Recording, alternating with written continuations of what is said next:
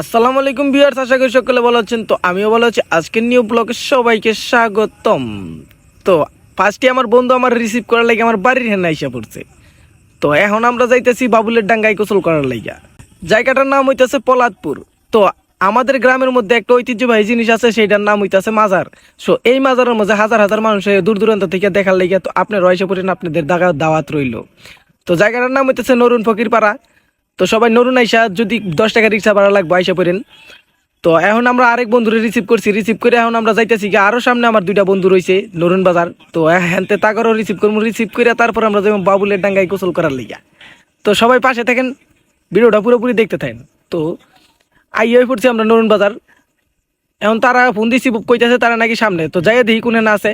তো যাইতে যাইতে দেখা যায় ওই যে তাগর একটু দেখা যাইতেছে। তো হ্যাঁ খারে রয়েছে আব্দুল্লাহ আর ফয়সাল ভাই। তো তাগরে লইয়া এখন আমরা যাই মুগা সোজা বাবুলের ডাঙ্গায়। তো পুরো ভিডিওটা আপনারা দেখতে থাকেন, তাইলে সবকিছু বুঝতে পারবেন। তো আমরা এখন আয়া পড়ছি নরুন বাজার ফাঁস হয়ে গেছি। তো নরুন বাজার ফাঁস হওয়ার পথে এই ফয়সাল ভাই যে টানা টানতেছে গাড়ির, কোন সন্ধান নিয়ে অ্যাক্সিডেন্ট করে আমার কিন্তু ডর করে।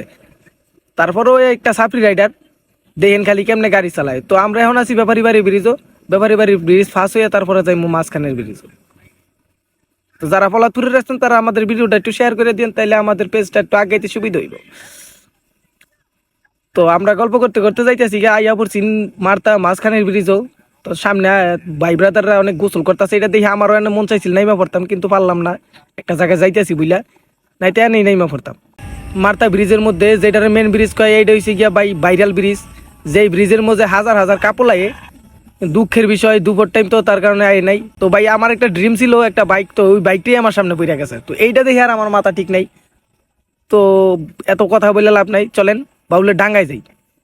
তো আইতে আইতে মাঝখানে একটা ব্রিজ পড়ে গেছে। এই ব্রিজটা দেখে আর আমার হুশ জ্ঞান নাই ভাই। ব্রিজের সার্কুলার যাই ভিউ দেখে আমার মাথাটা নষ্ট। তো এত সুন্দর ভিউ দেখে মনটাই চাইতেছে ব্রিজটা একটা ফাল মারি, কিন্তু পারতাছি না। দুঃখের বিষয় সাঁতার ভালো করে জানি না, যার কারণে ফাল দিতে পারি না, নাহলে ঠিকই ফাল মারতাম। তো এইখানের যে একটা রোড, এই রোডের ভিউটা দেখলে ভাই আমার মাথাটা নষ্ট হয়ে যায়। তারপর আপনারা দেখেন, আপনাকে দেখার লাগে আমি ভিডিওটা করছি, সবাই একটু ভালো করে দেখবেন আর পেজটা একটু ফলো করে দিবেন। আর যারা ইউটিউব থেকে দেখতেছেন তারা ইউটিউব চ্যানেলটা সাবস্ক্রাইব করে দিবেন। তো আর কিছুক্ষণ গেলেই আমরা যাই মুগা বাবুলের ডাঙ্গায়। তো ভিডিওটা পুরোপুরি দেখার চেষ্টা করবেন, তাইলে কিছু বুঝতে পারবেন। তো আপনার গল্প করতে করতে আইসা পড়ছি শিল্পপতি বাবুলের বাড়ির কাছে। শিল্পপতি বাবুলের বাড়িটা দেখতে কিন্তু জোস।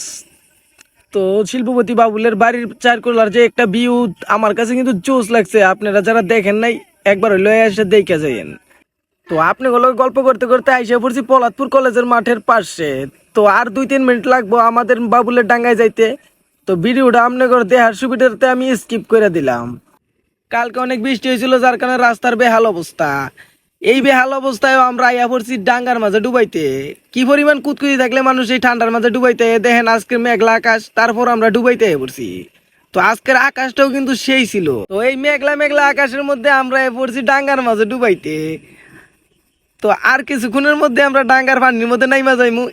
শরীরটা একটু ঠান্ডা ঠান্ডা ভাব লাগতেছে, তারপরও পানির মধ্যে নামু। তো চারপাশটা যা দেখতেছেন সুন্দর একটা ভিউ। তো যারা পলাদপুরের আছেন তারা ভিডিওটা একটু শেয়ার করে দিয়েন। তো ইতিমধ্যে আমরা আইসা পড়ছি ডাঙ্গার মধ্যে।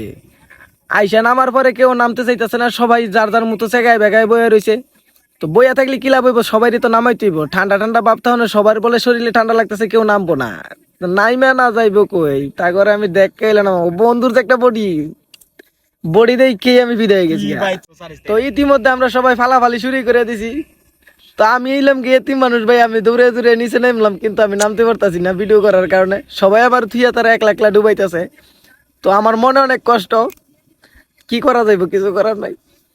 দেখেন ভাই কিভাবে ডিব্বা দিতেছে, কিন্তু আমি নামতে পারতাছি না। তো আমার মনে অনেক কষ্ট। তো আরেকজনের কাছে ক্যামেরা দিয়ে আমিও জাপ দিলাম।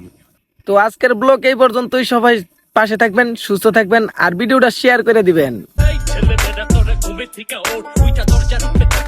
কবুতরের খোপ আর কোপের ভিতরে কোপ রাখলে সাপে জীব ছোপ হবে হোপ বেটা চোপ তুই চোপ খাবি কোপ আর টেনিস বলে টেপে নাকি ছেপের উপরে লেপে